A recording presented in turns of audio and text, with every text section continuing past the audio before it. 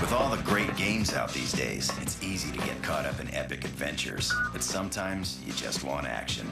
And Alien Hominid for the PS2 delivers.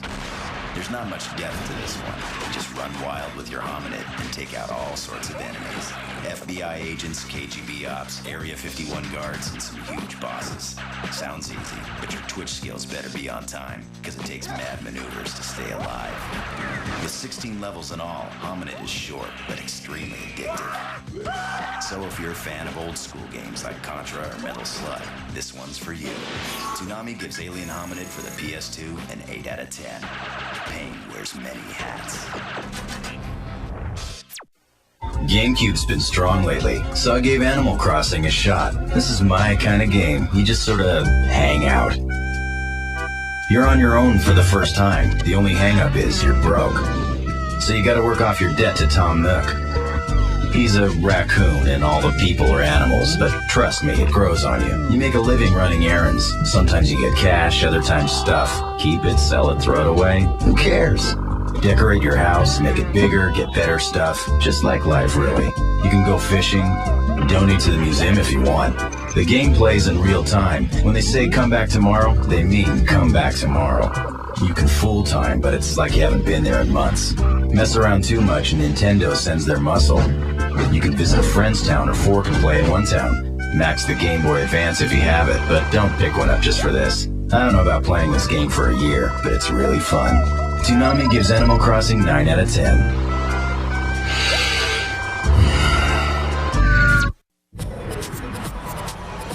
Well, since Astro Boy gets no love here in the States, I'm gonna give him one last shot.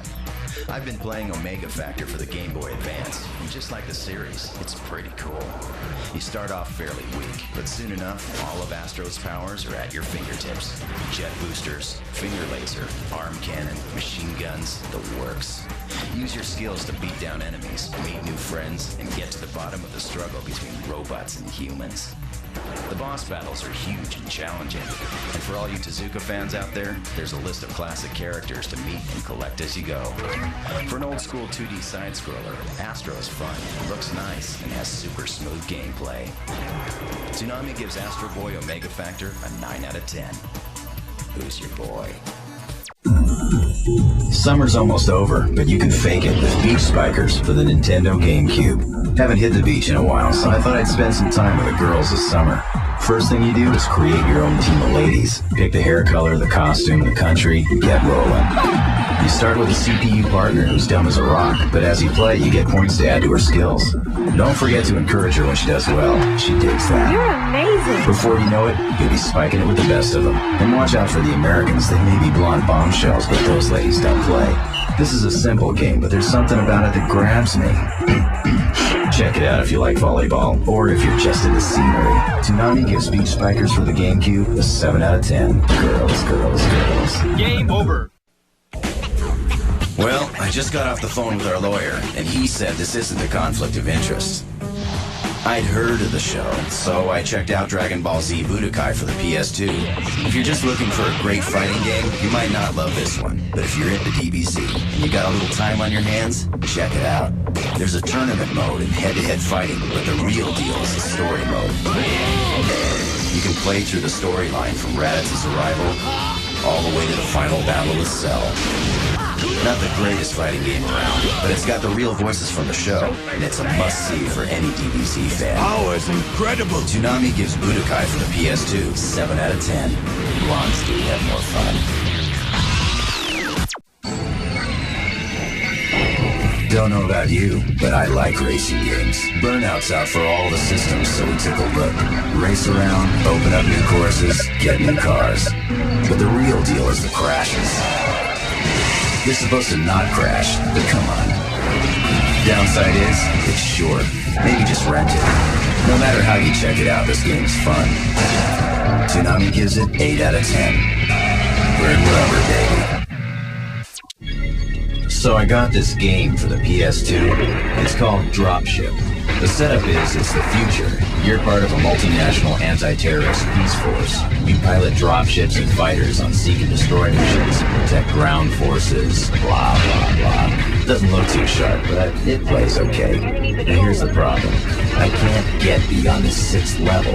It's driving me nuts. I've played it like 9,000 times, and I can't... I mean, it's only the 6th level. I wanted to review the whole game, but... whatever. I don't even know what rating to give this game. I'll get back to you if I ever beat it. Maybe one of you guys can do it.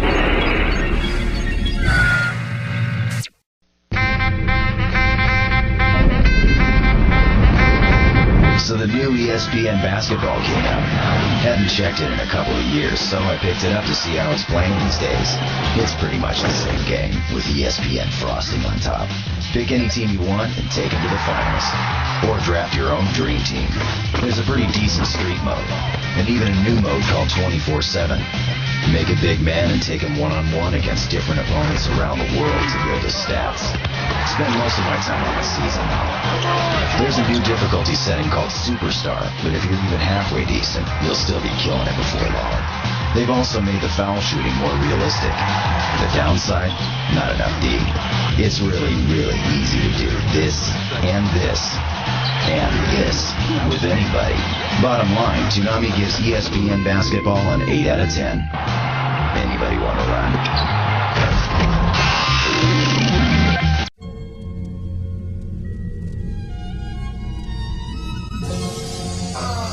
Been a while since we reviewed a Final Fantasy game. But let's not dwell on the past. Picked up Final Fantasy X for the PS2. Sit down. It's gonna take a while. You don't want to move. Anyone who's played a Final Fantasy game will be expecting big things. Well, it's all that and a bag of chips. Here we go! Won't spoil the story for you, but let's just say it's very long. Graphic-wise, it's everything you come to expect. You get 7 playable characters. The battle system's been totally revamped. Maybe the best one yet. Don't worry, all of your favorite monsters are back and look better than ever. Don't sleep on the secret summoning aeons. I've done it. I have become a summoner. And make sure you check the minigames, especially the Blitzball. Don't ask. Remember experience points? They're out the window. The new system involves spheres, ability points, and, you'll figure it out. This time the quest is shorter. Even with the extras, it will max out at 70 hours. Bottom line, it's the best looking Final Fantasy yet. Check it out before next year when the whole thing goes online. Toonami gives Final Fantasy X an 8 out of 10. Utter wizardry.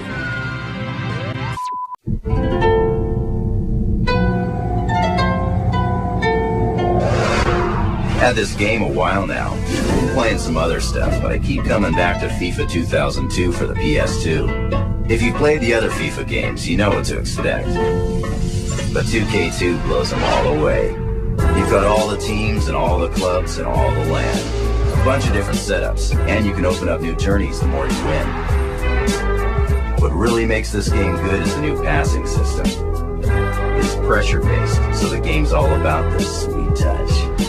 Takes a while to get good, but it's worth the wait. Toonami gives FIFA 2002 9 out of 10. Boxing games have had a tough go of it lately, but Fight Night 2004 changes all that. It's Fight Night, ladies and gentlemen! You can play as a bunch of famous fighters, but making your own guy is really the only way. You won't get yourself spot on, but you can still have fun with it. Training is really the only downside to the game. You're locked into one type at a time, and it takes a while to get good. Other than that little annoyance, this game is tight. You work your way up the ranks while working some poor guy's face. Man, what am I supposed to do with you? I ain't no plastic surgeon. Actual punching is all analog, using both sticks and the shoulder buttons to rock combos and block barrages. This game is super fun, and you play it over and over. It's out for all systems, but on the PS2, Toonami gives it 8.5 out of 10. This fight is over. Ding ding. The bell is rung, and that means it's time for another round of this sweet science. Fight Night style. The third round is underway. Round 3 for the Xbox 360 is a sight to behold, and it's all about the graphics. There's no more display to show how tired you and your opponent are. Just look at his face. If the guy's dragging around the ring, he's in trouble. When it goes to slow-mo, that mug's about to go down. Huge shot sends him crashing. But watch out, you're never safe in this game. Just like the last version, the haymaker's a little overused, but it's hard to argue with the results. Wicked haymaker drops him. Fight-wise, it's pretty unbeatable. Refighting classic fights is pretty fun too, especially when you get to bust Leonard in the face. Outside the ring is where the game falls a little short. There aren't any rankings really. It's all about fighting for the sponsorship, which is weak. Also, you can't choose a cut man, even though you could last time. Keep that swelling down. I don't want to see too many more rounds like that. And your trainer options are pretty limited too. Not bad enough to keep from playing it, but they'd better work it out for round 4. All in all, Fight Night Round 3 for the 360 is a great boxing game. We give it an 8.5 out of 10. I like what I saw there. You never got me down, Ray. I'm a robot myself, but sometimes even I get the hankering to climb into a giant metal machine and blow stuff up. Front Mission 4 for the PS2 is a great way to scratch that itch. You play as 2 different teams of soldiers fighting to keep the world war from breaking out. The main thing that hooks you in this game is the battles. In fact, there's really not much else going on, but don't worry, that's a plus. It's all about building the best mechs, hooking up your pilots, and making your team more rugged than the bad guys, because you will be outnumbered.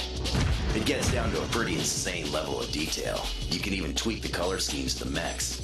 I like jungle camo myself. By the end of the game, you'll be proud of your scrappy little team and their hard-won victories. Ouch. I ended up playing this baby for about 55 hours, so I sure got my money's worth. Might even go back and try it again. Toonami gives Front Mission 4 for the PS2 an 8.5 out of 10. Suit up. Monster attack is imminent. I'm a big fan of giant monster movies, so I checked out Godzilla Destroy All Monsters for the Nintendo GameCube. Now you can't expect much from a game like this, especially since all the other Godzilla games have been pretty awful, but I just couldn't resist. Basically, you get all the classic moves and sounds, pick up buildings, grab power-ups, and fight your way to a showdown with Mechagodzilla. All the while unlocking new arenas and monsters. By the way, Mechagodzilla is totally cheap. As far as fighting games go, this one is just so-so, but it looks pretty good. All I wanted to do was control Big G and cause mass destruction anyway, so mission accomplished. 11 legendary monsters, old school feel, and a whole lot of destruction. Toonami gives Godzilla Destroy All Monsters Melee a 6 out of 10. Button mashing fun. Every once in a while, a game comes along that you just can't put down. And for those about to rock, Guitar Hero for the PS2 is the one. I'm a sucker for peripherals, and this mini guitar is so sweet. So just grab your axe and let it rip.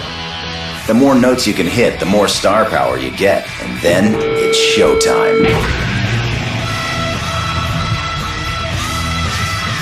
It starts off pretty easy, but each difficulty setting adds another key to your guitar. Soon enough, you'll be monkey pawing all over it trying to keep up.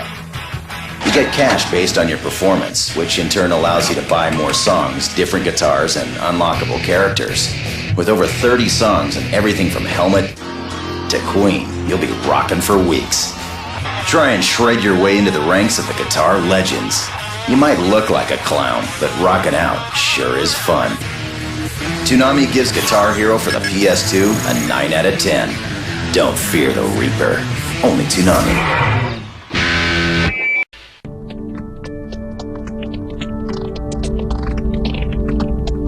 If you're down with a program, you've already seen .hack sign right here. It was kind of confusing, but playing .hack Infection for the PS2 might fill in some of the gaps for you. It's a single-person RPG that simulates a multiplayer online RPG. Still with me? Aura? Anyway, you're still chasing after Aura and the Key of Twilight, but in this version you possess a special bracelet that allows you to hack monsters for treasure and gates for access to secret levels and dungeons. That's a unique bracelet. Careful though, if you rely too much on your hacking skills, you risk infection, game over. Make an effort to check out the bulletin boards and return friendly emails or you might miss out. Also, be nice to your in-game pals. You'll be spending a lot of time with them. In case you're not aware of it, you're being very rude. It's easy to get sidetracked in endless dungeons and side quests, and just when you think you got all the answers, they leave you hanging. Fortunately, Dot Hat Mutation is out, so save your stats and use your character in Part 2. Toonami gives Dot Hack Infection for the PS2 a 7 out of 10. Ride him, cowboy. Summer's here. Time to hit the links. Got scared after the last installment, but the first one was so good, Hot Shots 3 deserved a chance. You know the drill. Start with a couple of guys, win more as you go, dominate the tourneys, reap the rewards. It's still the 3-step shot, but that's the only drawback. Physics are right on, even if the characters are a little off. I knew I could do it. This game is fun and a lot of it. Toonami gives Hot Shots 3 for the PS2 10 out of 10. IGPX is over. But if you're still jonesing for more racing, Bondi's got you covered with a new game for the PS2, IGPX. Let's see what's under the hood. Well, there's a bunch of tracks, all the characters and mechs from the show, and a lot of new ones too. You start as Satomi all the way back in the IG3. After a few simulator races, you're off and running. It's more about the fighting than the racing. Pick a strategy according to who you're up against. Learn some combos and get with the beatdowns. Yeah, baby. Winning gives you points to upgrade your mechs. Different parts mean different attacks. When you make it to the IG1, it's all about speed mode. Power Satomi up when you get the warning and see if you can beat the other guy. Now for the bad news. The game's hard, but it's pretty short. You can probably beat the whole thing in a few sit-downs. But you definitely get that old IGPX feeling when you're cracking down on Sledge Mama or dropping the hammer to pull out a photo finish. A word of warning though, watch out for White Snow's Puppet Master attack. What a load. Beat the whole game and you get to face the rocket. And lose, probably. I may be biased, but I dig this game. Check it out if you're a fan of the show. Toonami gives IGPX for the PS2 a 7 out of 10. Drop it like it's hot.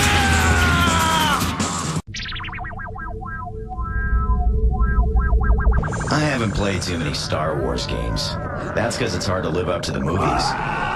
But I'd heard good things about Jedi Knight 2, Jedi Outcast for the Xbox, so I scooped it up. You start off as a bounty hunter investigating some strange events somewhere. Something to do with the Valley of the Jedi and the Remnant. Whatever, I'm down. The game's a pretty average first-person shooter until you get your lightsaber. From then on out, it rocks. As you progress through the story, you pick up Jedi powers like push, grip, force lightning, and my personal favorite, the old Jedi mind trick. It's a long game, and it gets very challenging at the end. But when you meet your first Dark Jedi and have your first duel, you'll be hooked. Overall, Jedi Knight 2 Jedi Outcast is a little glitchy and doesn't look too good. But how can I not recommend a game where you get to roll with Luke and Lando? May the Force be with you, Kyle. Toonami gives Jedi Knight 2 Jedi Outcast for the Xbox an 8 out of 10.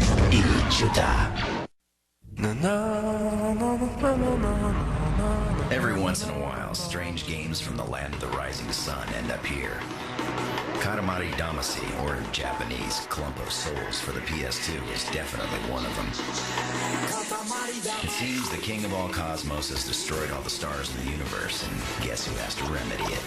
It's all about rolling your Katamari around and collecting objects. Anything and everything can be rolled into a ball. The bigger, the better. Sounds strange? Well, it is, but it sure is fun. Crazy music tracks, quirky cutscenes, and simplistic gameplay make Katamari pretty addictive. Toonami gives Katamari Damacy for the PS2 a 7 out of 10. Keep on rolling. We thought the last Star Wars action game was good, but we didn't know about Knights of the Old Republic. It's 4,000 years before the Star Wars movies, as the Jedi and Sith battle for the universe. Sith are threatening to overrun our position. Destroy them. Destroy them all. This game is huge, spanning 6 planets and around 50 hours if you max the side quests. There's a million of them. The story progresses through conversations, quests, and fights, all of which affect the path you take. Light or dark side, there's no right way to play. The lure of the dark side is difficult to resist. But be careful. Everything you do affects your force alignment. Did you say there are lots of fights? The combat is turn-based, but it feels real-time. And as you level up, you decide the special feats your character learns.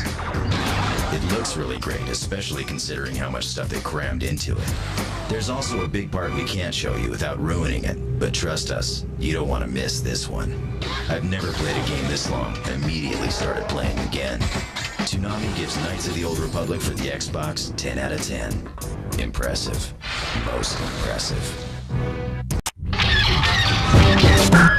Star Wars is back again, and even better than before. The trilogy that started it all comes to the 360 courtesy of LEGO. Relive all the classic scenes from Tatooine to the Death Star, Hoth to Cloud City, and from Jabba's palace to the moon of Endor, and everything between. Gameplay is pretty much the same. Use your changeable cast of characters to defeat enemies, solve puzzles, and gather collectibles. This time around, they've added a few more extras, including a co-op mode, playable vehicles, and you can also mix and match LEGO pieces to make your own custom character. Pretty cool. Again, it's a kid's game, but this one's a must for hardcore Star Wars fans. And just like in the original films, it's all here. Han shoots first, Darth Vader has eyebrows, and yes, even the Ewok song. Ugh. LEGO Star Wars makes a triumphant return with the original trilogy, and on the Xbox 360, a galaxy far, far away never looked so good. Toonami gives LEGO Star Wars 2 for the 360 an 8 out of 10. Use the Force, Luke. Only Toonami.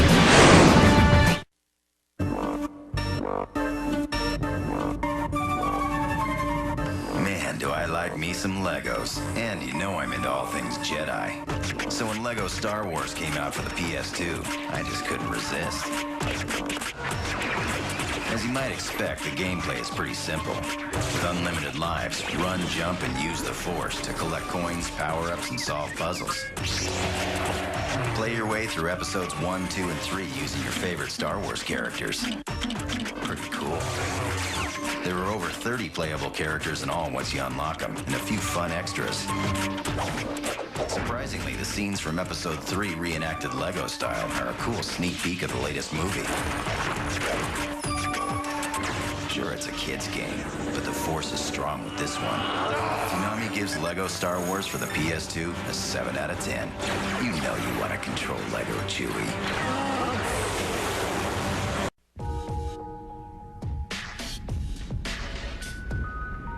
Hello. I've been playing a little something on the side, and I thought I'd tell you all about it, without any comments from the gallery. It's called Lost Kingdoms for the Nintendo GameCube. You're a princess. That's right, a princess. And you're on a quest to save the 5 kingdoms from a deadly fog. Bear with me. Basically, it's an RPG, but you fight with cards. And that's really the best part. It's all about the cards. You can buy, sell, or transform your cards at Gerd's shop. And in a fight, it's just you and your cards. You can build decks for specific missions or dueling. Battles are in real time.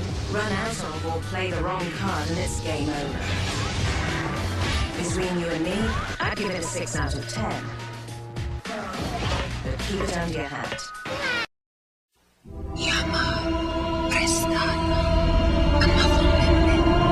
Well, the wait is over. The new Lord of the Rings movie is finally out.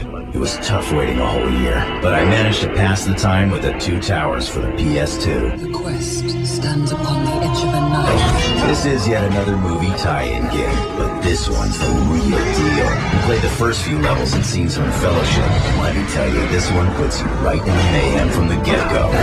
We must save everyone that we can. Eventually, you can play as Aragorn, Gimli, or Legolas, and fight your way through the storyline of the 2 Towers. Sounds pretty easy, but the sheer number of Sauron's minions is at times overwhelming. As the game progresses, the characters get power-ups and gain levels. You also unlock bonus clips and extras from the 2 Towers movie. Survive the battle for Hornburg Gate, and you get a secret character and secret levels. Your end is With all this hack and slash action, it's easy to overlook how great this game looks and sounds. Almost seamless transitions between movie scenes and game scenes put you right in the action. Get down that ladder before we're over Plus, the actual movie soundtrack goes a long way, especially in the land of Mordor, where the shadows lie. The Dark Lord draws near. Toonami gives the Two Towers for the PS2 an 8 out of 10. This land has changed. My favorite old school video game character is back, my main man Mario. You know I had to check out his newest adventure, Super Mario Sunshine. It's a GameCube game, of course. The big question is, how does it stack up to the last 3D Mario adventure, Mario 64? Let's get down to brass tacks. This game won't change the face of gaming like Mario 64 did, but don't sweat it. The magic is still in full effect. Mario Sunshine looks crisp and beautiful, with gigantic environments and eye-popping colors. Lengthwise, well, I haven't beat it yet. I've been playing for a long, long time. Let's leave it at that. The story is simple. Mario comes to an island with Peach for a little R&R. But when he gets there, he finds a lookalike's been tagging everything in sight, claiming to be him. Princess, look! Naturally, Mario picks up a crazy water cannon thing and starts the whitewashing. In other words, more of the same. Your favorite characters make appearances, the Toads, my personal favorite Yoshi, and a few others I don't want to spoil. As for the gameplay, if you've played any Mario game, you know the deal. Jumping, flipping, sliding, spraying, and of course, coins, coins, coins. I'm seeing coins in my sleep. Overall, I gotta say, I can't really find anything wrong with this game if you're a fan of Mario. It gets a little hard and a little long, but that's the deal with almost every Mario game, right? In short, it's old school goodness. Toonami gives Super Mario Sunshine for the GameCube at 10 out of 10. Nice work, Mr. Mario.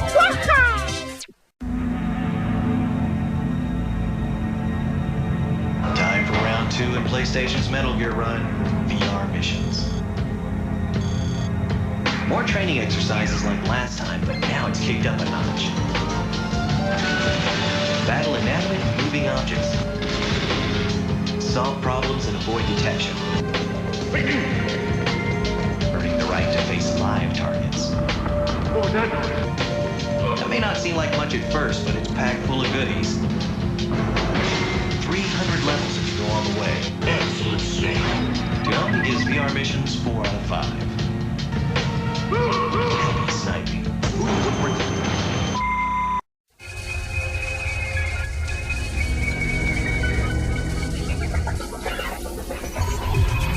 Tom? Yo. Have you played this game for the Xbox called The Elder Scrolls 3 Morrowind? That's a long title. What a terrific game. I can't put it down. Really? What's the deal? Well, it's a port of a huge PC role-playing game, the biggest I've ever seen. You can literally be anyone or do anything you want. Pick your sex, race, class, everything. Sounds complicated. It is. There's a main quest where you're some sort of savior, but there are also 400 mini-quests. There are realistic weather and lighting effects, and the continent you're on is so huge it will literally take days to get somewhere if your character's on foot. Oh, what fun is that? That's not the point, Tom. It's an incredibly realistic and detailed world. Well, is the fighting fun at least? Because that looks really boring there. Well, not really. That's one of the drawbacks. And it will take so long to finish the game, you might not care long enough to see the end. I don't care right now. Tom, how many of your games have I sat through? Sorry, okay? So what would you give the game on a scale of 1 to 10? A solid 8. You heard her, guys. Toonami gives The Elder Scrolls 3 Morrowind for the Xbox an 8 out of 10. If you care. Tom! So, I got this weird little game called Mr. Mosquito for the PS2. You play a mosquito living in a house with 3 people. Your job? Suck their blood, of course. Ow, it's so itchy. Be careful when they get angry. They're a lot bigger than you are. Rent this one. You'll beat it in 2 hours. Toonami gives Mr. Mosquito for the PS2 6 out of 10. Please enjoy your summer of blood-sucking. Buzz, buzz. Fall means back to school, and more importantly, back to college football. NCAA Football 2007 is out for the 360, and since I'm a junkie, I saddled right up. And we are ready to go. The graphics are amazing, and they've got new animations and all the bells and whistles, although the models do seem a little juiced up. This game's got all the teams, mascots, stadiums, everything's in this game, except for a few game modes. Dynasty mode's there, but it lacks some of the stats and in-depth play of before. The recruiting's a little different this year too. You've got to wow the players in season and set up official visits. Nice touch, but ultimately it could be more. Gameplay is really good. It seems a little harder to run the ball, but it's a little easier to pass. First down. All in all, it's a super fun game that seems like it'll be even better next year. Toonami gives NCAA Football 2007 for the 360 an 8 out of 10. It's trench warfare. Only Toonami on Cartoon Network. Finally saved up enough credits to squeeze a new system into the mix, so I checked out Pikmin for the Nintendo GameCube. It's a strange one, but really addictive once you get into it. Here's the deal. You crash on a strange planet, scattering pieces of your beloved spaceship, the Dolphin, all over. You got 30 days to collect 30 pieces and get out of Dodge. On the first day, find and pluck your first Pikmin, and it's on. They come in 3 varieties: red or fireproof, yellow gather bombs, and blue can swim. Very useful indeed. Sun up to sundown, you command your posse of Pikmin around the planet, gathering ship parts, battling enemies, and dragging your defeated foes back to make more Pikmin. Better get them all in before sundown, though. With its bright cartoon-like graphics and smooth gameplay, its only shortcoming is that it's too short, about 16 hours in all. Toonami gives Pikmin for the GameCube 9 out of 10. Pick your squad and roll deep. Lately, I've had a lot of sand in my joints. Must be from all that Prince of Persia I've been playing. It's pretty dope. Shall I go on? You start out as a young prince invading an Indian castle, but soon enough there's a bad guy, and the next thing you know, everybody turns into a zombie. From then on, it's just you, your dagger, and of course the princess. It's all about climbing and flipping and fighting, and more fighting. The coolest thing about this game is the way you can use your magic dagger to reverse time. No. That didn't happen. Make a mistake, just rewind. But beware, even with the dagger, this is a challenging game. It looks pretty good too. Check that out. Bottom line, Prince of Persia looks great and plays great, and anybody who's into platforming will love it. Toonami gives Prince of Persia for the PS2 a 9 out of 10. Arabian Nights. Hello there. Tom's busy today, so he asked me to tell you about the game I've been playing lately. It's called Res, and it's actually a few years old, but I've just recently rediscovered it. It's sort of a cross between a shooter and a music rhythm game. The story is, well, you're a virus of some sort, invading the mainframe of a computer. Sound familiar? Anyway, your task is to battle the mainframe's defenses and reveal the true being at her core. Yes, Res is strange, but it's incredibly well designed.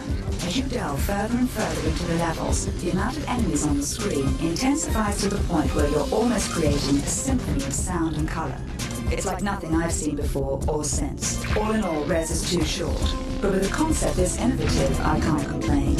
At this point, it's fallen so far off the radar you'll have to look online for it and probably pay a pretty penny. But I still say it's worth it if you like a good Twitch game or just some eye candy. Toonami gives Res for the PlayStation 2 a 7 out of 10. Well, they say all good things come in threes, except for movie tie-in games like The Return of the King. But I'm willing to look the other way. The movie is out, and you know what that means. The game is out as well. Get down!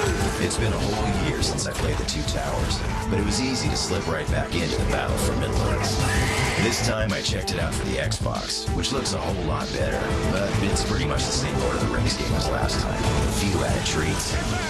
The fun starts right where you left off, hacking and slashing your way through the endless stream of Sauron's hordes. There are a few variations, though. As you progress, 3 different story plots emerge, each having to be played by a pre-selected character. Defeat Gollum at Mount Doom, and you get secret characters and levels. You can also go back and play any level with any character, including hobbits. As before, you fight your way through the storyline, all the while getting power-ups, gaining levels, and unlocking bonus clips and extras from the Return of the King movie. It's always sad when a great franchise comes to an end, but at least with this one you can relive the action and go out with a bang. Toonami gives Return of the King for the Xbox an 8 out of 10. If you're one of the other 30,000 people who played Ico, then you probably know all about Shadow of the Colossus. If not, you've missed out on a great game, and shouldn't sleep on this one. You play as a guy who has to defeat 16 Colossi in order to save your, I guess, girlfriend? The story's a little soft, but the visuals are far from it. Destructive simplicity meets immense landscapes. You're the winner for it. Basically, the game boils down to riding along your sword's path. Find the next Colossus in line, exploit its weak point, absorb the power, come back to the temple, and then start on the next one. Not too complicated, until you come face to face with this. Or this. Colossus is pretty short. It probably won't take you more than 10 hours. But when you're riding on top of a 100-foot-tall giant or jumping out of the way of one of the smaller ones, you'll wonder how time flies.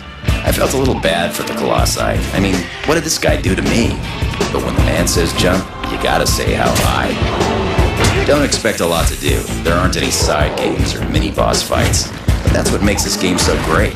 It's all about you and the Colossus, fighting it out in this beautiful, huge world. Toonami gives Shadow of the Colossus for the PS2 a 9 out of 10. The bigger they are, the harder they fall. Only Toonami, Cartoon Network. Has it been that long already? Spider-Man 2 is out in theaters, and that means the game is out as well. The PS2 version was pretty good last time around, but I went Xbox and checked out Spider-Man 2. There have been some major changes with this title, good and bad. First off, you roll GTA style through a full-scale model of New York City. Go wherever and do whatever you want. Pretty sweet. On the downside, the beatdowns are pretty boring. Character building errands hit the snooze bar. And it's pretty lame stopping the same petty crimes over and over. And sure, you can roll through the movie storyline in about 4 hours, but who cares? Web slinging's where it's at. This one's all about soaring through NYC as only Spider-Man can. The web controls are even tighter, giving you total control. All of Manhattan is one big playground, and I got game. So if you're a Spider fanboy or just a fan of the Big Apple, this one's for you. Toonami gives Spider-Man 2 for the Xbox a 7 out of 10. And don't mean a thing if it ain't got that swing. Well, summer's officially here, and you know what that means. Blockbuster movie season. And with all the hype surrounding my favorite web slinger, I decided to check out Spider-Man for the PS2. Now, I've played movie tie-in games before. Pretty lame, but this one's different. You start off with basic skills, superhuman strength, speed, agility, and that tingling spider sense.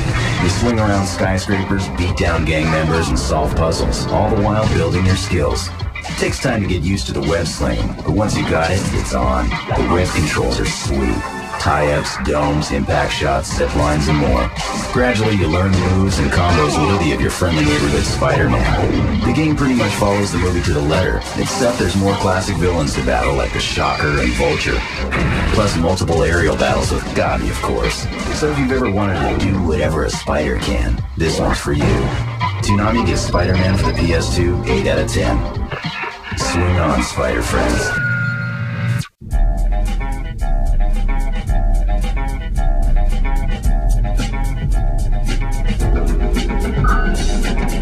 I've been playing a lot of driving games lately, but Stuntman takes a different approach. Live twice, scene 82, take one, and action. You play as a Hollywood stuntman who's assigned to different movies. Under the moving truck. The director shouts out what you need to do, and, well, you do it. Swerve through the truck, jump over the destroyed bridge, jump out of the car. Sounds pretty simple, but it ain't easy. Through the roadworks, into the train, into the flatbed. Let me warn you, though, this game's not for everyone. Get another vehicle ready. You end up playing each level over and over, getting your timing down, and figuring out what to do. Set them up again. And the load times are unacceptably long. If you can handle the downsides, you'll love it. Otherwise, don't bother. Toonami gives Stuntman 8 out of 10. And action! Tiger rules the roost, even up here in space. So I had to check out the new Tiger Woods. The swing mode stays analog, but that's not all that sets this game apart. You make yourself, and I mean to a T. Play match play for the World Championship. So close. PGA Tour for a career. And reap the rewards. They've added a bunch of new courses and kept the old ones they made up. But between you and me, they should have left them out. Another new twist is you get sponsors the better you play and get paid for using their stuff. Top to bottom, this game is tight. The one downside is there are no multiplayer tournaments if you don't go online. But hey, even the Mona Lisa's falling apart. Toonami gives Tiger Woods 2004 10 out of 10. It seems like I've been rating tombs for years, 10 to be exact. But I just had to see my girl on the 360. And let me tell you, it's worth it. Lara's back and looking better than ever. The story has something to do with investigating the death of your mother, a broken sword, and the legend of King Arthur. I know, totally ridiculous, but it serves its purpose as you travel to exotic locations, search for artifacts, and wipe out bad guys. Lara has some cool new gadgets too, plenty of hot lead, and the usual impressive acrobatics, which is good because there's lots of old school platforming and classic puzzles to solve. On the downside, battles are kind of easy and it's pretty short, only about 7 hours, which in my book really doesn't add up for the price. But on the other hand, the scenery sure is breathtaking. So as long as there are more tombs to be raided, Lara's still got my heart. Toonami gives Tomb Raider Legend for the Xbox 360 an 8 out of 10. Killing him softly. Only Toonami. We've been down since way back. So when the new Hawk came out, we took a look. This game's a little different than before. You start off as a scrub in Jersey, work your way through the story, and up the ranks. If you're hooked up online, you can map your face onto your guy. But we're just big fans of the Hulk. There are a few wrinkles this time around. You can get off your board, run around, jump on stuff, and keep going off. The areas all feel real, so if you're into that kind of thing, you'll dig it. If you've never played Tony Hawk, welcome to the planet Earth. If you have, check this one out. It's solid. Toonami gives Tony Hawk Underground 9 out of 10. Don't look down.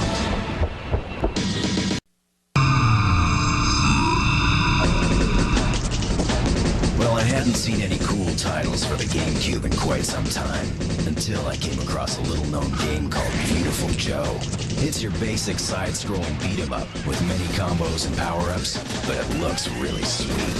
You start off on a date at the movies, then all of a sudden the movie bad guy steals your girlfriend. You're pulled into movie land and gain superpowers as you go along. Slow-mo, lock speed, and zoom.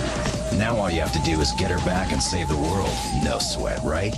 Wrong. Using combinations of your different powers at critical times and putting on a good show is where it's at. Style equals points, points equal power, and power equals domination. Life is beautiful, but pretty tough. In fact, I hate to admit it, but I had to switch over to kid level to work on my skills for a while. Oof. Joe's my type of guy. Has superpowers, eats burgers and fries for health, throws a mad beat down, and does it all with style. It's so fun, I'm even willing to let the red tights and pink cape slide. This time, Toonami gives Beautiful Joe for the GameCube an 8 out of 10. Henshin a go-go, baby. Well, looks like you all got the memo about the last Katamari game. You know what that means. Sequel time. And the aptly titled We Love Katamari says it all. This time round, the king of all cosmos has decreed more planets and stars. And the adoring fans have all sorts of insane requests for Katamari action. So let's get rolling. Just like before, it's all about rolling the biggest Katamari. This time, there are more levels and some cool extras. The versus play is a little better, and co-op mode is fun, if difficult at first. You can also roll up your cousins to help you out, and don't forget the presents. Katamari's back with all its quirkiness intact, and I, for one, am glad. Toonami gives We Love Katamari for the PS2 an 8 out of 10.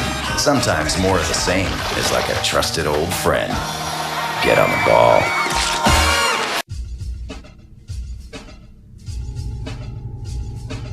So after 2 years of hype, the Xbox is finally out. What's the verdict? Look at the evidence. We'll start with Dead or Alive 3. This is more like Dead or Alive 2.5. Anyone who's played this game before won't be in for any surprises. It certainly looks beautiful, and I dig the reversals, but not a lot of depth here. Dead or Alive 3 gets a 6 out of 10. Close, but no cigar. Now on to one of the biggest Xbox titles. Oddworld Munch's Odyssey, sequel to Abe's Odyssey on the PS1. It's essentially more of the same, but the big news here is the leap to 3D. This time you use a new character, Munch, in conjunction with your old pal Abe. This is a great game, but it's a little long. Oddworld Munch's Odyssey gets an 8 out of 10. Finally, had to get my race on, so I checked Project Gotham Racing, Xbox's answer to Gran Turismo. All I have to say about this game is, kudos. Otherwise, it's a solid racing title, but nothing to build a franchise on. Gotta give this one a 7 out of 10. Nice try. Overall, the Xbox is a powerful machine. Besides DVD and video game capabilities, you can rip CDs and listen to your MP3s with any game.